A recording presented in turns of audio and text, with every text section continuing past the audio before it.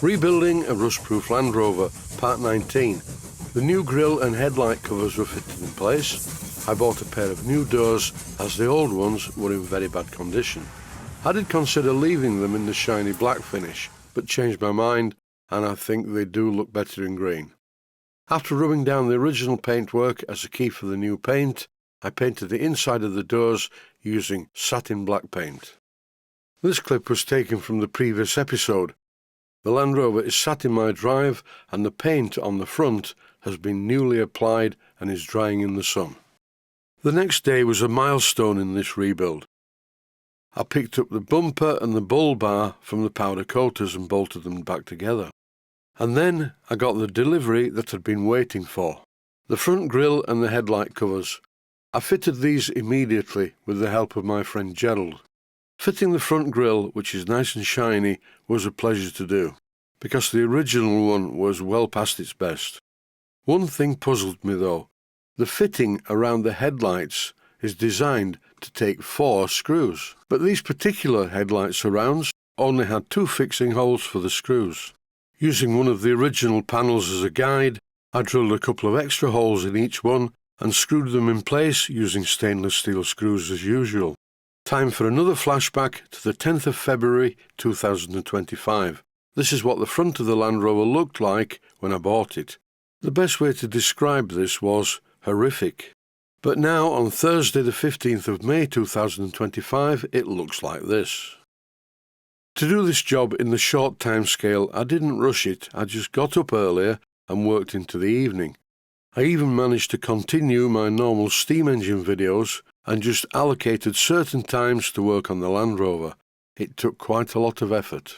The problem is with sympathetic restorations is you have to be sympathetic, and I didn't want this to look like a new vehicle, which it doesn't.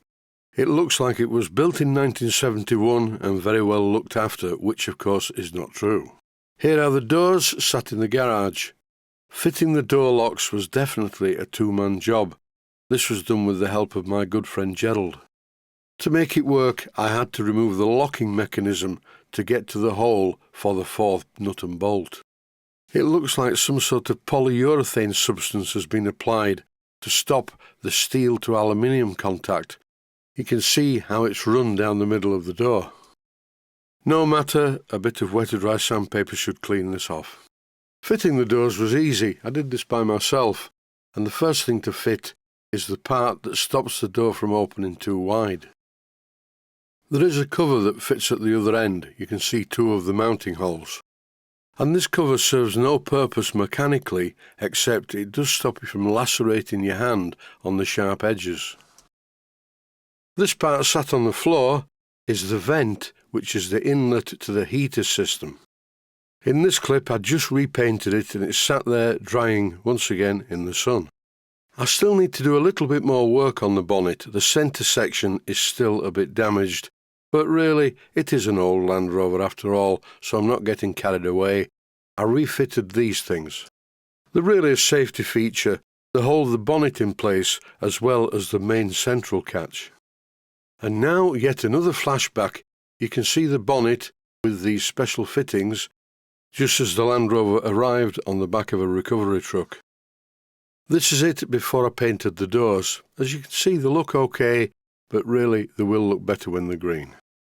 When I started work on this Land Rover, I couldn't wait to make the bumper look better, so I cleaned it up and painted it with smooth right paint, which when you're using it feels like you're painting it with treacle, which made the bumper and the bull bar look worse than they did to start with. That's why I took them to the powder coaters and had them done properly. The powder coat finish isn't perfect because it's been applied over a galvanised finish, and that coupled with a few dents in the bumper makes it look good. It is, once again, a 1971 Land Rover. This clip shows the door after the first coat of paint. And here's the other door. Note the Sainsbury's carrier bags and masking tape masking of the wing mirrors. To say this paint finish is straight from the can without any rubbing down, I think it's looking good. Once the paint has hardened, I'll probably cut it back a little bit. I wanted a 2-tone effect on the doors on the inside. Then, after rubbing down the surface of the original paint, I sprayed the inside of the doors satin black. Then I sprayed around the edge using Land Rover dark bronze green, and I really liked the effect. I didn't use any masking on the inside edges of the doors. The only masking I used was this piece of cardboard to stop the paint from getting on the seats. I did exactly the same with the other door, and I think it's quite a nice effect. Without masking, the black and the deep bronze green seemed to match each other very well. Once the paint was dry, I removed all the masking materials. Any professional car body painters watching this must be really horrified, but thankfully it doesn't bother me. I'm a musician, not a painter. At the other side, I carefully removed the old towel that was masking off the dashboard. After that, I removed the masking tape and the Sainsbury's carrier bag from the wing mirror. Now for something completely different. I've been rubbing down the window frames. I masked off the windows and painted the outside frame first of all with grey primer, followed by satin black paint, one of many coats. And while this paint was drying, I thought I would go for a spin in the Land Rover. I did about a 10-mile run, but it's very windy without the side windows in place. I'm looking forward to putting those back. I ended up at my daughter's farm, which is not far away from where I live. I just went the very long way round. And to conclude this episode, here's the Land Rover in a setting that is really synonymous with Land Rovers.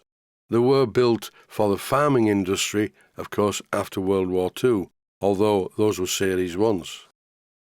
My family were having a barbecue, so I sort of muscled in on that and had some sausages and bits and pieces.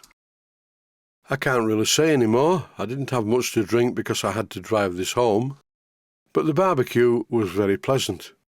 I'm really pleased to say that I worked very hard on this Land Rover, returning it to how it was more or less when I rebuilt it, first of all in 1999.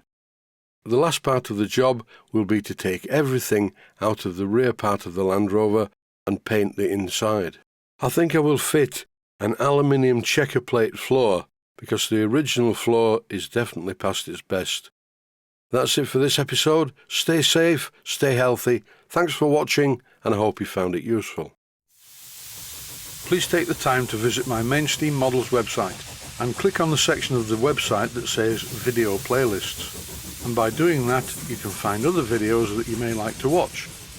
And by using the playlists, you can actually watch the videos back to back.